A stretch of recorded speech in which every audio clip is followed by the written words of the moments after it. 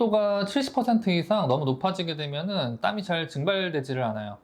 땀의 중요한 역할 중 하나가 바로 체온 조절인데, 땀 증발이 잘 안 될 경우에는 이런 체온 조절이 원활하게 이루어지질 않아서 특히 여름같이 기온이 높고 더운 계절에는 온열 질환에도 걸릴 수 있습니다.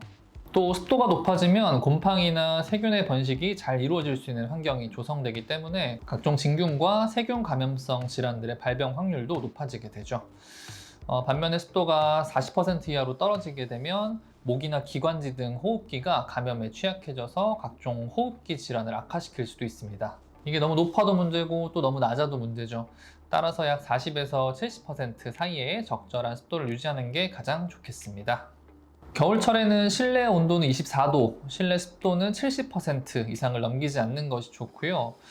실내 온도가 너무 높아지게 되면은 신생아의 경우 태열이 올라올 수도 있고, 또 산모는 보통 옷을 굉장히 이제 따뜻하게 입고 있는 경우가 많잖아요. 그런데 온도가 너무 높으면은 땀이 많이 나고 이 땀이 증발하면서 오히려 체온을 떨어뜨리는 경우가 있어요. 일반적으로 체온이 떨어지면 면역력도 저하되기 때문에 감기 걸리는 경우도 많고 체력 회복도 좀 더뎌질 수도 있어요. 반면에 여름철에는 오히려 너무 추운 게 문제가 되는 경우가 많아요.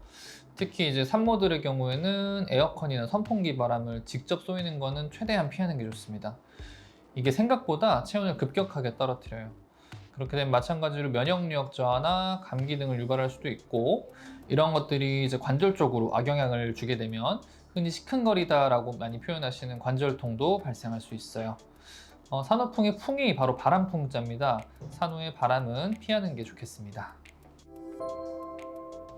오로와 산후출혈은 산모분들이 구분하기 어려울 수 있어요.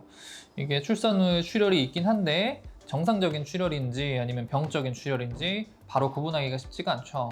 그런데 이걸 대수롭지 않게 생각했다가 산후출혈이 오래 지속될 경우에는 혈압이 떨어지고 맥박이 빨라지기도 하고, 또 어지러움이나 식은땀, 호흡곤란, 빈혈 이런 증상이 나타날 수 있기 때문에 오로와 산후출혈을 구분하는 방법을 간단하게는 알고 있는 게 좋겠습니다.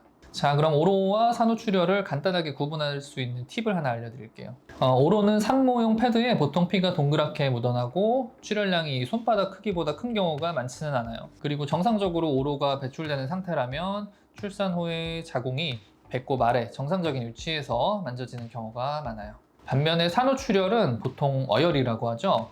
피가 덩어리져 나오는 양상의 혈종이 다량 배출되고, 또 산모용 패드가 절반 이상 젖을 정도로 출혈량이 굉장히 많습니다. 또 산후출혈이 있는 경우에는 자궁의 수축이 원활하게 이루어지지가 않아서 혈액이 자궁 내부에 고여 있는 경우가 많기 때문에 배꼽 위에서 자궁이 만져지는 특징이 있습니다. 다만 이것은 대표적인 특징을 말씀드린 거기 때문에 상황에 따라 다를 수가 있어요.